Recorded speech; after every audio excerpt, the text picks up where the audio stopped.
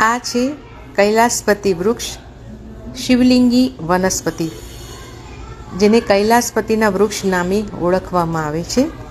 આ વૃક્ષનું ઉદ્ભવ સ્થાન અમેરિકા ખંડનો દક્ષિણ કેરેબિયન વિસ્તાર અને એમેઝોન વિસ્તારમાં ગણાય છે. ઉપરાંત વિશ્વના ઘણા સ્થળોએ આ વૃક્ષ ઉગાડવામાં આવે છે. ભારત દેશમાં પણ 3000 વર્ષોથી તેનું અસ્તિત્વ છે એવું વનસ્પતિ શાસ્ત્રીઓ કહે છે. હું તમને એક ફૂલ તોડીને બતાવું, એટલી સરસ એની રચના છે.